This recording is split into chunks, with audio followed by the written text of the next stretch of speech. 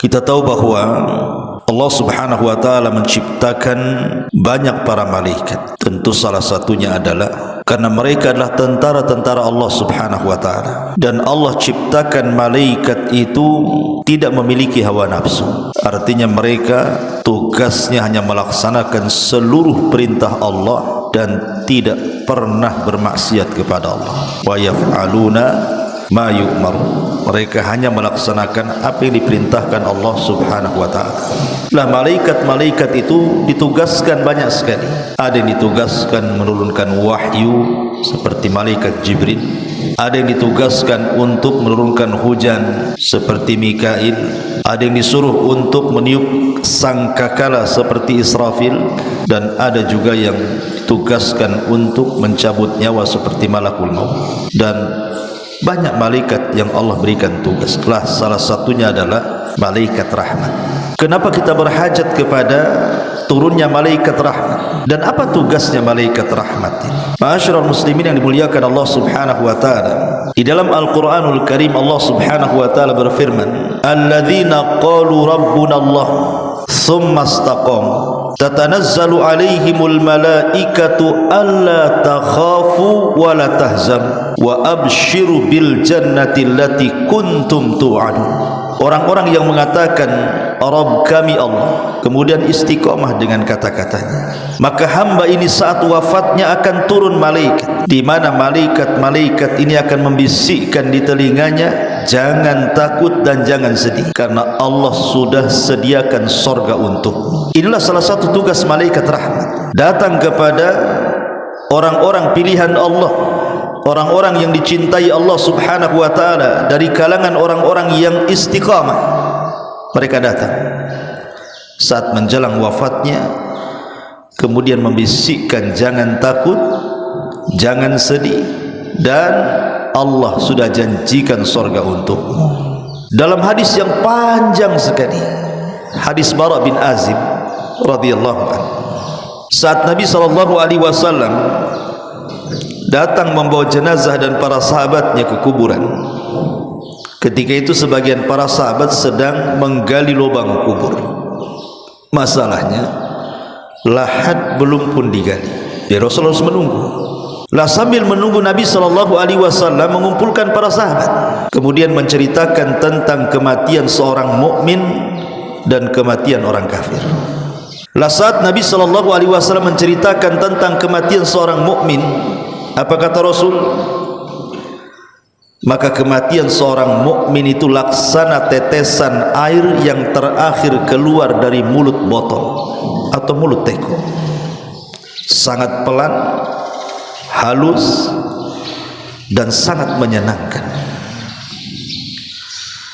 Kemudian ruh itu diletakkan di kain kafan dari sorga, dan wewangian yang sangat semerbak sekali.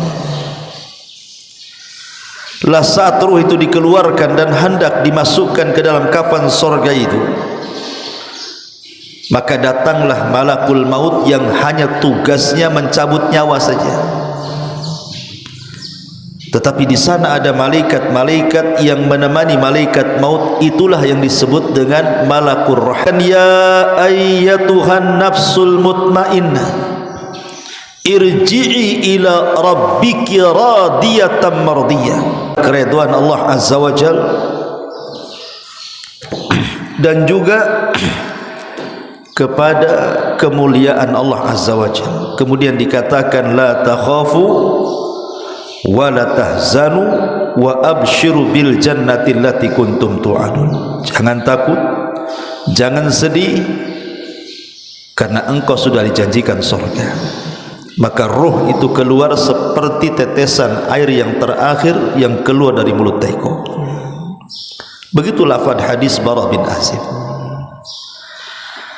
Artinya malaikat rahmat ini salah satu tugasnya adalah memberi kabar gembira kepada orang-orang yang beriman menjelang kematiannya. Kemudian apa lagi tugasnya? Tugas malaikat rahmat ini adalah memintakan doa kepada Allah Azza wa Jal akan dosa-dosa kita supaya diampuni dosa kita. Ingat dalam hadis yang panjang yang menjelaskan tentang keutamaan orang yang tidur kemudian berwudu. Maka saat dia tidur, orang-orang yang berwudu sebelum tidur itu, yang tentunya juga membaca doa sebelum tidur, maka di samping kiri kanannya ada malaikat. Lah malaikat yang di samping kiri kanan orang yang tidur itulah malaikat rahmat. Jadi setiap kemudian badannya berbalik ke kanan, malaikat rahmat sebelah kanan mengatakan Allahumma ghfir lahu, Allahumma arhamhu. Ya Allah, rahmati orang ini, ampuni dosa-dosanya. Setiap kemudian berbalik ke arah kiri, malaikat rahmat sebelah kiri ngomong begitu juga. Allahumma ghfir lahu, Allahumma arhamhu. Ya Allah, ampuni dosa orang ini, ya Allah, rahmati orang ini. Dan terus akan mengucapkan seperti itu sampai dia terbangun di pagi hari. Luar biasa ya. Termasuk juga malaikat rahmat ini menurunkan kebaikan, ketenangan, keberkahan pada setiap rumah yang turun malaikat rahmat di dalamnya. Masalahnya ada rumah-rumah yang malaikat rahmat tidak masuk di situ, dan ini sangat bahaya kalau seandainya rumah kita ini tidak ada rahmat, tidak ada kasih sayang Allah Azza wa Jalla di dalamnya. Rumah seperti apa yang tidak akan dimasuki rahim? Rumah yang para penghuninya mereka adalah orang-orang yang sedang memutus silaturahim, maka malaikat tidak akan masuk. Makanya dalam hadis Abdullah ibn Abi Aufa radhiyallahu anhu, Nabi mengatakan innal malaikata la tanzilu ala qaumin fihim qati'ur rahim. Sesungguhnya para malaikat tidak akan turun kepada kaum yang pada kaum tersebut ada orang-orang yang memutus silaturahim. Malaikat tidak akan turun ke rumah itu. Ini yang pertama. Kemudian yang kedua, malaikat rahmat juga tidak akan turun kepada rumah yang di dalamnya ada anak-anak yang durhaka kepada orang tua. Kalau dalam rumah itu ada anak-anak yang durhaka dengan orang tuanya, maka malaikat tidak akan turun di situ. Karena itulah hukukul walidan itu adalah seburuk-buruknya memutus silaturahim. Kemudian yang ketiga, baitun fihi kalbun, rumah yang ada anjing di dalamnya. Kata Nabi sallallahu alaihi wasallam dalam sebuah hadis dari Abi Talha radhiyallahu an, hadis ini dikeluarkan Imam Bukhari. Kata Nabi sallallahu alaihi wasallam, la tadkhulul malaikatu baitan fihi kalbun. Malaikat-malaikat rahmat tidak akan masuk pada rumah yang ada anjingnya di situ. Makanya hati-hati memelihara peliharaan walaupun itu hanya sekedar hobi. Kalau sampai kemudian menjadikan malaikat-malaikat rahmat tidak datang dan tidak masuk, ini kan rugi hanya gara-gara hobi saja melihara binatang. Kadang-kadang ada anjing itu yang lucu-lucu, lebih lucu pun daripada kucing kadang-kadang anjing itu. Kadang-kadang tertarik pula, harganya pula ratusan juta. Padahal apa yang dinikmati dari anjing itu? Hari-hari membersihkan kotorannya, ngasih makan, bersihin kotoran. Nanti seminggu sekali ke salon, habisin duit aja. Sudah dunia dirugikan dengan habis karena hobi, akhirat pula dirugikan. Karena orang yang melihara anjing ini, ikhwan, itu setiap hari pahalanya dikurangi 1 qirab. Satu kirat itu sebesar gunung Uhud. Satu hari itu pahala kita dikurangi satu kirat. Belum lagi malaikat rahmat tidak akan masuk kalau ada anjingnya itu. Walaupun para ulama tentu memberikan pengecualian, artinya tidak semua anjing, tidak. Anjing-anjing yang memang dihajatkan untuk dipelihara, seperti anjing-anjing buruan, ataupun untuk menjaga keamanan karena memang di situ mungkin banyak pencurian, kerampokan dan begitu seterusnya, maka sebagian para ulama membolehkan kalau memang ada hal-hal yang dihajatkan. Itu pun sekali lagi anjing-anjing yang terlatih. Karena kalau umpamanya anjing tidak terlatih, ngapain? Tidur aja, ada pencuri tidur aja, ngapain? Dia tugasnya ngasih tahu pencuri. Pencuri lewat diam aja, itu enggak terlatih namanya. Ma'asyiral muslimin yang dimuliakan Allah Subhanahu wa taala. Jadi saya ulangi, Al-Hafidz Ibnu Hajar rahimahullahu taala, beliau mengecualikan anjing-anjing yang tadi untuk hirasah, untuk menjaga rumah, jaga kebun ataupun berburu. Kemudian yang nomor 4, malaikat tidak akan masuk di rumah yang banyak gambar yang bernyawa di dalamnya. Gambar-gambar yang bernyawa di dalamnya seperti lukisan-lukisan. Di sana ada gambar binatang lengkap dengan kaki, badan, tangannya lengkap, termasuk juga melukis manusia lengkap kepalanya gitu ya. Maka Nabi SAW mengatakan la yadkhulul jannah atau la tadkhulul malaikatu baitan fihi kalbun wala suratun. Malaikat tidak akan masuk ke dalam rumah yang ada anjing dan ada gambarnya. Maksud gambar di sini artinya gambar-gambar yang bernyawa. Makanya saya anjurkan jangan majang-majang lukisan yang di situ lukisan-lukisan makhluk yang bernyawa. Kalau yang lain tidak apa-apa, umpamanya sungai, gunung, pohon, ya. Tapi jangan makhluk yang bernyawa saja. Malaikat tidak akan masuk di situ. Kemudian yang nomor 5,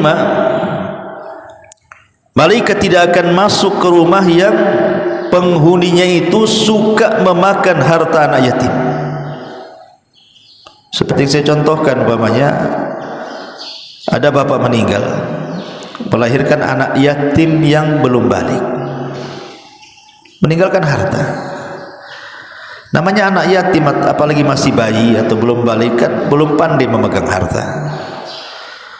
Terkadang harta dari bapaknya itu dipegang oleh siapa? Entah saudara-saudara bapaknya atau paman-pamannya atau bibi-bibinya. Bukannya dijaga bahwa itu harta adalah harta anak yatim, maka mereka pula yang makan secara zalim. Ketika anak ini sudah balik, sudah besar, ludas hartanya. Ini memakan harta anak yatim. Maka orang-orang yang memakan harta anak yatim, malaikat tidak akan turun, kata para ulama di situ. Kemudian yang nomor 6, malaikat tidak akan turun ke rumah yang fihi rawaihu kariha. Ada bau-bau yang tidak sedap, yang kita sendiri tidak suka. Makanya di sini kata Nabi SAW, al malaikatu tata'adza bima yata'adza minhu banu Adam. Malaikat itu akan tersakiti dengan bau, sama halnya Banu Adam juga tersakiti dengan bau. Makanya tugas ibu-ibu khususnya gitu ya, mereka ditugaskan membersihkan rumah. Kalau ada sampah-sampah basah yang kira-kira kalau terlampau lama, sehari 2 hari bau busuk, itu buang ya.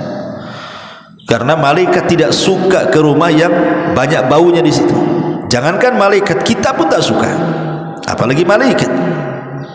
maka bersihkan rumah. Kayak orang Arab biasa kalau rumah dikasih bukhur, kasih asap gitu ya, kayak kemenyan gitu, supaya harum. Alhamdulillah di kita udah ada itu spray itu apa itu kan, atau baygon ada rasa jeruk sekarang ini. Kalian nyemprot nyamuk kan, itu kan harum juga gitu ya. Yang penting baunya yang kita ini tidak lari dari bau itu, karena malaikat mengikuti larinya kita. Kalau kita tidak suka, malaikat tidak suka, gitu maksudnya. Maka ini yang keenam. Yang ketujuh, malaikat tidak suka ke rumah yang ada patungnya. Kalau tadi gambar ini patung, di situ ada patung. Karena dalam sebuah hadis Rasul mengatakan, la tadkhulul malaikatu baitan fihi tamathil.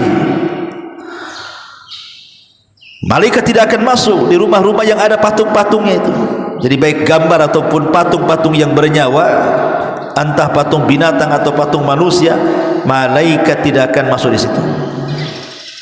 Maka jangan ada patung-patung di situ. Kecuali kalau boneka untuk anak-anak dan sifatnya dihinakan, kadang-kadang ditiduri, diinjak, dilempar, itu tidak apa-apa ya. Kalau boneka untuk anak-anak tidak ada masalah ya. Tapi maksudnya patung yang dipajang gitu ya, maka sebaiknya jangan ada patung. Kemudian juga yang nomor 8, malaikat tidak akan masuk ke rumah orang-orang yang mereka junub dan belum mandi besar. Kata Nabi SAW dalam sebuah hadis yang disahihkan oleh Al-Imam Al-Hakim, walaupun Syekh Albani melemahkan hadisnya, tapi ada yang mensahihkan di sana seperti Imam Hakim. La tadkhulul malaikatu baitan fihi suratun wala kalbun wala junubun. Malaikat tidak akan masuk ke rumah yang ada anjingnya, yang ada gambar yang bernyawanya, dan juga orang yang junub. Maksudnya kata para ulama, orang yang junub di sini artinya orang-orang yang mereka tidak punya keinginan untuk mandi junub. Kan banyak orang-orang awam itu, jangan cerita mandi, sholat pun tidak. Kadang-kadang mereka berhubungan dengan istrinya, nggak mau mandi, berhari-hari malah tak mau mandi, karena memang sholat pun bagi dia mungkin tidak wajib, mungkin setahun tak sholat, setahun pula dia tak junub. Nah, ada orang kayak gitu. Jadi yang dimaksud junub di sini maksudnya yang mereka tidak punya niat untuk mandi. Mereka memang sama sekali tidak mau mandi junub. Tapi kalau memang kita ini kan paham gitu ya, bahwa nanti subuh kita akan sholat subuh, tentu kita akan mandi junub di situ kan. Nah, kalau ini ya tidak masuk dalam hadis ini. Maksudnya yang meremehkan tentang mandi junub, maka kata ulama inilah malaikat rahmat tidak akan masuk ke rumah orang-orang yang meremehkan soal mandi junub. Dan ini bahaya ya, masyarul muslimin yang dimuliakan Allah Subhanahu wa taala. Inilah yang kemudian yang nomor 9, malaikat tidak akan masuk ke rumah yang di dalamnya ada lonceng, jaras. Nabi SAW mengatakan dalam sebuah hadis yang dikeluarkan oleh Abi Dawud dan yang lainnya, walaupun Syekh Albani mendhaifkan hadis ini, la tadkhulul malaikatu baitan fihi jarasun. Malaikat tidak akan masuk ke rumah yang ada loncengnya. Apa maknanya di sini? Jelaskan oleh para pensyarah hadis. Maksudnya di sini, yang dimaksud jaras adalah al-jarasus saghir, baik itu lonceng kecil, wal jarasul kabir ataupun lonceng besar, itu masuk di dalamnya. Ataupun yang diikatkan di hewan, seperti kita tahu sapi itu kan ada apa namanya, loncengnya kan. Nah, dikasih kalung, dikasih lonceng gitu kan. Sebagian mengatakan termasuk juga yudha'u fi unukil hayawanat, yang diletakkan di leher-leher binatang. Jadi sebaiknya jangan ada lonceng digantung, karena kalau seandainya ada lonceng maka malaikat tidak akan datang di situ. Dan bahaya, sekali lagi saya katakan, bahwa kalau sampai rumah kita tidak dimasuki malaikat rahmat, karena tugasnya malaikat rahmat itu banyak tadi, datang memintakan ampun dosa-dosa kita, kemudian datang membawa kasih sayang Allah, menebarkan ketenangan, kesenangan dan berkah di rumah, termasuk juga saat wafatnya menghabar gembirakan akan kematian seorang mukmin, agar jangan takut, jangan sedih, karena Allah Subhanahu wa taala sudah menjanjikan surga untuk dia. Inilah di antara 9 rumah yang tidak akan, ataupun saya tambah nomor 10 seperti dikatakan para ulama, ya, termasuk juga rumah yang banyak maksiat di situ. Dan itu dijelaskan Hafidz Ibnu Hajar rahimahullah taala, termasuk juga rumah yang di situ banyak maksiatnya. Mungkin di rumah itu minum khamr, atau berzina, atau judi, pokoknya maksiat apalah di rumah itu, malaikat tidak akan masuk di situ. Inilah 10 perkara malaikat tidak akan masuk, maksudnya malaikat rahmat tidak akan masuk. Tapi kalau malaikat-malaikat yang lain yang masuklah, kayak malaikat maut yang masuklah. Kalau malaikat mau tak masuk, ya ikutin ini semua lah, nggak mati-mati. Ya, tapi malaikat maut tuh kalau nggak mati pun nunggu di luar lah, kapan dia keluar. Tapi kan ini maksudnya di sini yang tidak akan masuk itu cuma malaikat rahmat saja. Adapun raqib, atid, malaikat hafadhah ya masuklah. Malaikat maut masuk. Jadi intinya hadis ini hanya menjelaskan tentang malaikat rahmat saja, dan sebuah kerugian besar kalau seandainya malaikat rahmat itu tidak masuk ke rumah kita. Inilah diantara faedah tentang malaikat rahmat dan rumah-rumah yang tidak akan dimasuki padanya para malaikat rahmat. Subhanaka wa bihamdika asyhadu an la ilaha illa anta astaghfiruka wa atubu ilaik. Allahu ta'ala alam. Assalamualaikum warahmatullahi wabarakatuh.